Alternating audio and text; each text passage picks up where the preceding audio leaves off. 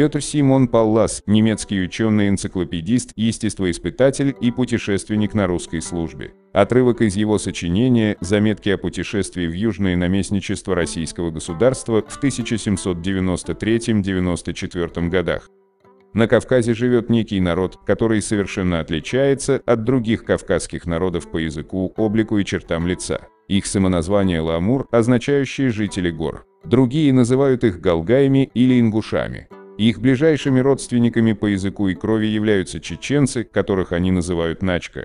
Я имел возможность видеть двоих представителей этой нации в русском лагере на Баксане. Представление об облике и вооружении этого полудикого народа дает таблица. Их произношение позволяет нам предположить, что во время разговора их рот набит камнями. Как нам говорили, это честнейшие и храбрейшие люди, борющиеся за свою независимость, подчиняющиеся только своим старейшинам или жрецам, совершающим религиозные жертвоприношения.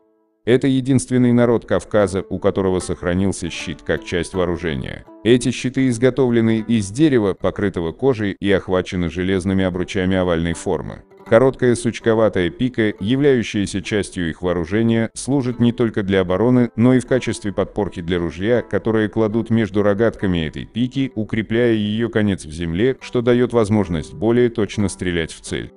Ингуши отличные стрелки, но мало занимаются земледелием или скотоводством и, следовательно, живут далеко не богато. Они обитают в истоках Кумбелея и Сунжи, до высоких гор на восточном берегу Терека, где они граничат с осетами. Карабулаки происходят именно от них. Они граничат с ингушами на западе, с чеченцами на востоке. Три племени говорят почти на одном языке, причем он не имеет аналогии с каким-либо другим диалектом, кроме тушетского, первое сведение о котором мы поместили в универсальном словаре императрицы Екатерины II. У рассудительного Гюльденштета это племя именовалось мисджегами или кистами, которых считал остатками истинных алан.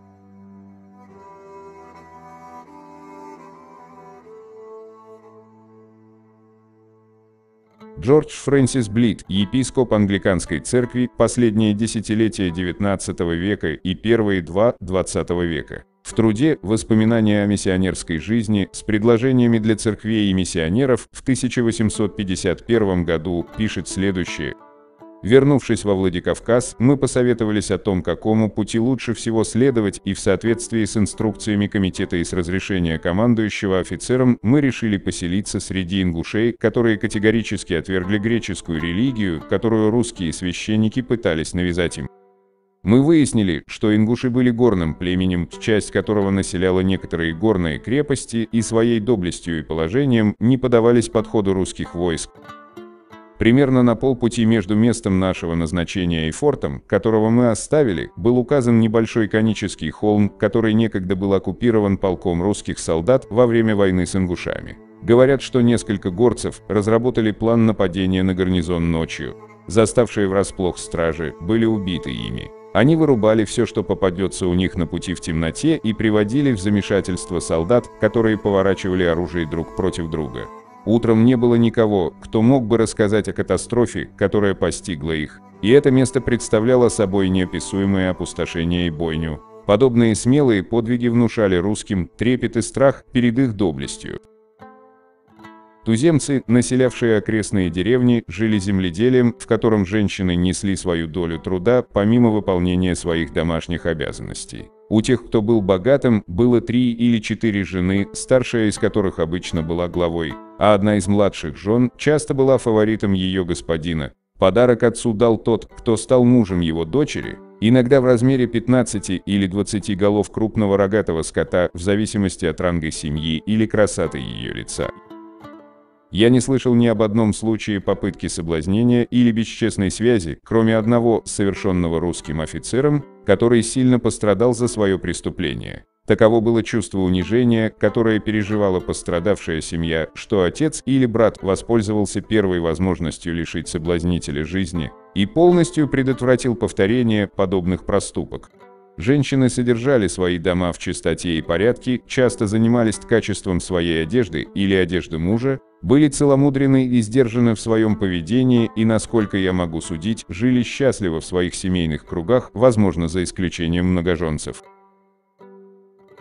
Благородные чувства и высокий тон морали, если мы можем назвать это тем именем, которое преобладало среди них, тем более удивительно, когда принимается во внимание их полное незнание всего, что касается религии. Их язык никогда не сводился к письму. Они знали, что единый Бог существует, но не практиковали никакой формы поклонения и не возносили Ему молитвы.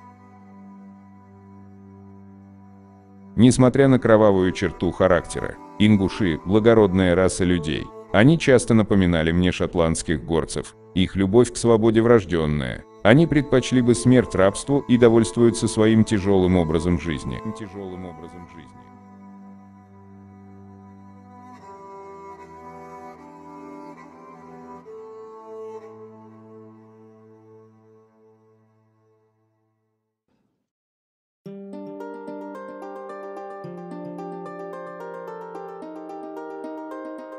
Ингушетия. Маленькая кавказская страна каменных башен, древних храмов и чарующих легенд. Время потерялось здесь среди седых ущелий и старинных улиц родовых замков.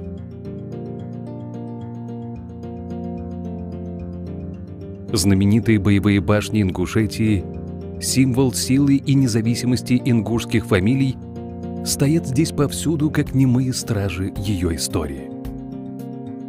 Строгие, суровые, похожие на полных достоинства кавказских горцев в папахах. В 1814 году в сборнике «Сокровищницы Востока» Йозефа фон Хаммер-Пургшталя была напечатана небольшая часть труда двух немецких авторов – Морица фон Энгельгарта и Фридриха Паррота под названием «Посещение Энгельгартом страны Галга-Ингушей». Начиналось описание путешествия в Ингушетию в русской военной крепости Владикавказ, где немцы оказались в 1811 году во время своего путешествия по Крыму и Кавказу. Путешественники захотели своими глазами увидеть описанный их соотечественниками Гюльденштеттом и Палласом ингушский храм Тхаба-Ярд, находящийся в самом центре горной Ингушетии. Комендант крепости генерал Дель Поце просит нескольких ингушских старшин из равнинной Назрани, за год до этого заключивших с ним мирный договор, проводить немцев в горную часть Ингушетии, все еще враждебную Российской империи. Но старшины отказали ему, мотивируя свой ответ тем, что не могут обещать их безопасное возвращение. Несмотря на почет, в котором находятся старшины у своих родственников и друзей в Галга, они все же долго отказывались браться за охрану, пока обещанное вознаграждение деньгами и подарками не превысило опасения за нашу безопасность. И они согласились при условии, что только один из нас может сделать путешествие, и тот должен быть одет и вооружен как ингуш. Им стал Энгельгард. И 12 сентября 1811 года они отправились в Джейрах. Путь лежал через Тарскую долину Ингушетии, современный пригородный район. Войдя в Васинское ущелье, по тропе, ведущей в Цорх, они двинулись вверх по ущелью к Таргиму. Мои проводники держали совет, как безопаснее привести меня к храму. Одежда могла защитить только там, где мы быстро проходили мимо. Но здесь, в деревне, где мы должны были переночевать, прежде чем достигли цели путешествия, встреча с жителями сильно заселенной долины была неизбежной, и я тогда выдал бы себя. Поэтому решили выдать меня за депутата генерала Дель Поце, который должен был заключить мир с до сих пор враждебными деревнями Галга и склонить их к выдаче заложников.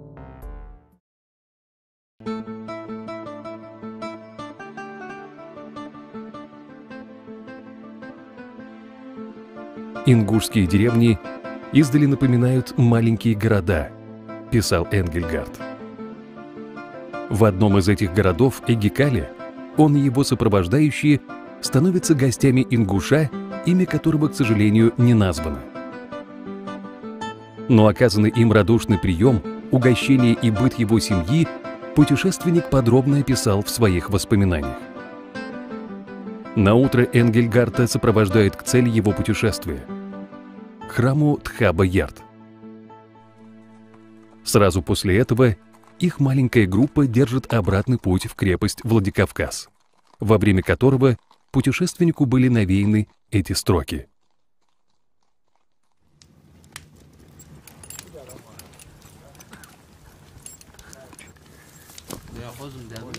Мы расположились у скатившейся каменной глыбы. Овца, которую ингуши взяли с собой, была зарезана. Мясо поджарено узкими полосками на огне на деревянных, воткнутых в землю копьях. Свою скромную трапезу мы провели в восхитительной зале, созданной природой и украшенной высоким темным сводом с великолепно сверкающими звездами. Мои спутники были, по-видимому, в своей стихии. Веселье их становилось все громче, а шутки и смех они поддерживали до поздней ночи. Вообще, жизнерадостность — выдающаяся характерная черта ингушей, которая удивила меня тем более, что после наших несчастных жертв я представлял себе известную картину кавказских разбойников. Люди, едва объединенные в народ кровными узами и общим языком, которые в совершенной свободе используют силу тренированной руки, чтобы добиться желаемого, и которые в такой свободе находят свое счастье. Где мы найдем такое на нашем континенте, кроме Кавказа? Я с радостью сменил мрачное представление о его жителях на более доброжелательное. Меня манило то необычное упорство, с которым они добились и сохранили свою свободу. После этого я понял мужчину, который предложение о принятии подданства отверг коротким ответом.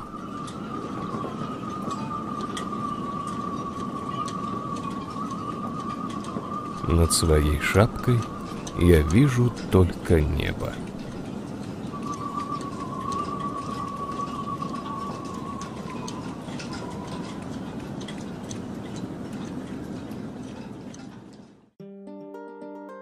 Первым немецким исследователем, выявившим связь между этой фразой и стихотворением «Вхайзен», был Кристиан Вурм.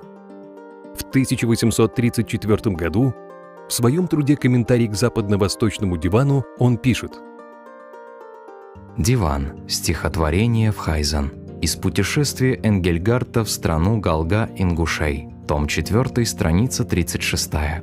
Мужчина, который однажды отверг предложение о покорности коротким ответом. Над своей шапкой он видит только небо». Йозеф Кюршнер. Немецкая национальная литература. 1882 год. Первое изречение основано на упомянутых словах в «Сокровищнице», которыми Галга-Ингуш на Кавказе отклонил предложение покориться.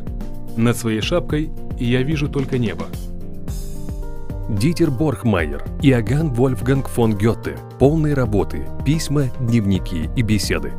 1994 год. Данное стихотворение написано пятистопным хореем и имеет парную женскую рифму. Толчком к содержанию послужило сообщение о поездке на Кавказ на лошадях, опубликованное в «Сокровищнице Востока» под названием «Посещение Энгельгартом Галгай-Ингуши», в котором описывается любовь к свободе и вольности. И сообщается о мужчине, который предложение о покорности отверг коротким ответом. Над своей шапкой он видит только небо. Мартин Мозебах. Страна поэзии. 2012 год. В Хамеровской сокровищнице изображается мужчина из племени Галгай-Ингушей, маленького кавказского народа, который, любя свободу, отвергает требования к покорности. И его нужно отпустить скакать дальше, так как над своей шапкой он видит только небо. Гёте делает из ответа мужчины маленькое стихотворение «Вхайзен», тут же в первой книге «Дивана». Слово «шапка», с которой связывается специфическое очарование этого маленького стихотворения, дает мальчишескую свежесть, игривую радость, а также фантазию. Он не галга-ингуш более, а каждый, кто уже пустился ночью в путь и оставил позади себя свою прошлую жизнь.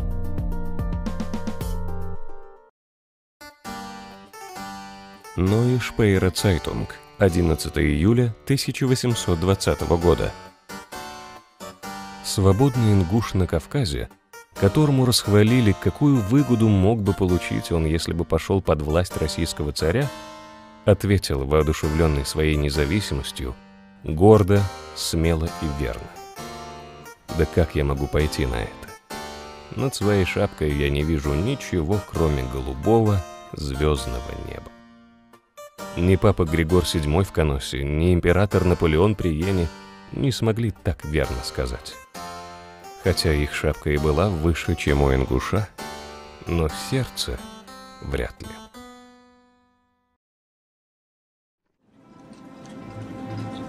Lasst mich nur auf meinem Sattel gelten. Bleibt in euren Hütten, euren Zelten.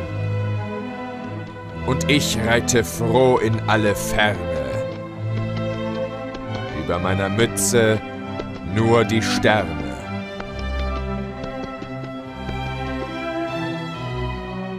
Это небольшое стихотворение вышло из-под пера одного из самых великих поэтов мира – немца Иоганна Гёте, и впервые увидело свет в его поэтическом сборнике «Западно-восточный диван» в 1819 году. Поэт не нашел в немецком языке слова, которое, на его взгляд, смогло бы передать всю силу той истинной настоящей свободы, которую олицетворял его всадник.